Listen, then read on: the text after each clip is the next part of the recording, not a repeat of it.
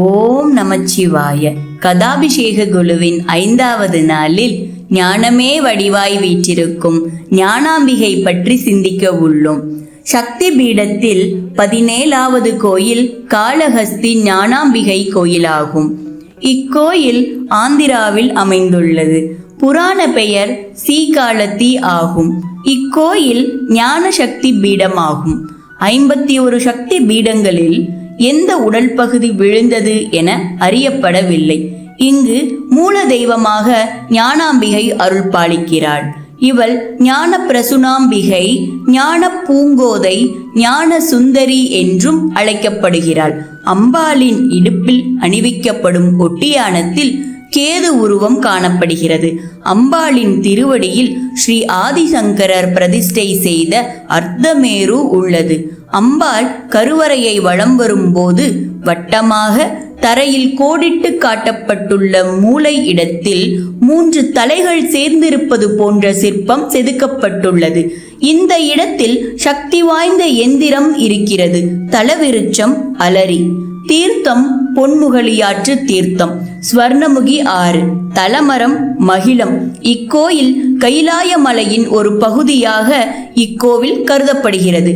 இக்கோவிலில் உச்சிக்காலம் முடிந்து நடை சாத்தும் வழக்கம் இல்லை. காலை முதல் இரவு வரை திறந்தே இருக்கின்றது. நாள்தோறும் 4 கால பூஜைகளே நடக்கின்றன. அர்த்தசாம பூஜை இல்லை. ஆகையால் சாயரட்சை பூஜையுடன் முடிந்து இரவு 8 மணிக்கு சுவாமி அம்பாளை பள்ளியறையில் அப்படியே எடுத்துக்கொண்டு போய் சேர்ப்பித்து விடுகிறார்கள்.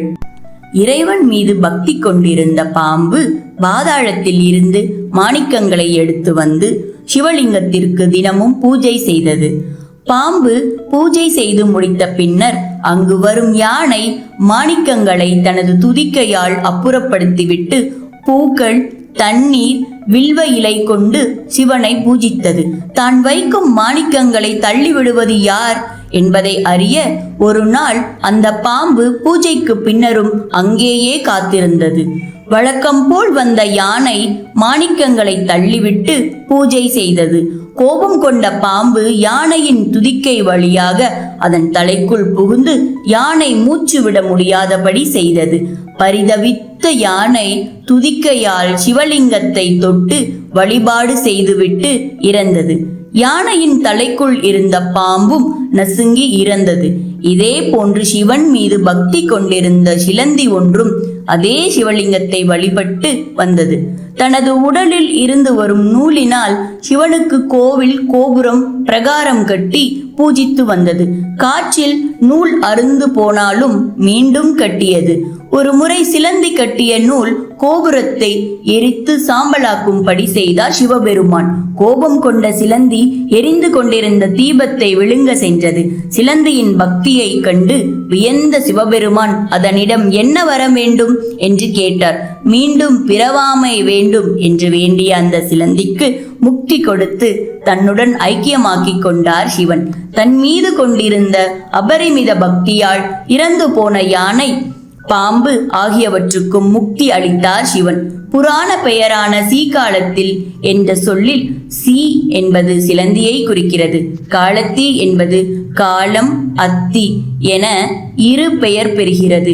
இதில் காலம் என்பது பாம்பினையும் அத்தி என்பது யானையையும் குறிக்கிறது.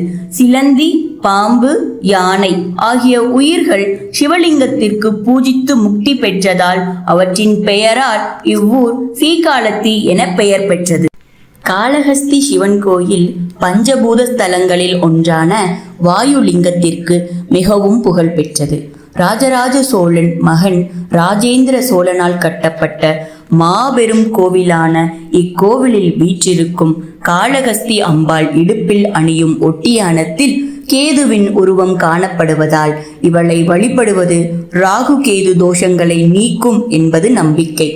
ஞானத்தையும் அருளுடன் செல்வத்தையும் அள்ளித் தருபவளாகவும் காளஹஸ்தி அம்பாள் போற்றப்படுகிறாள். திருச்சிற்றம்பலம்.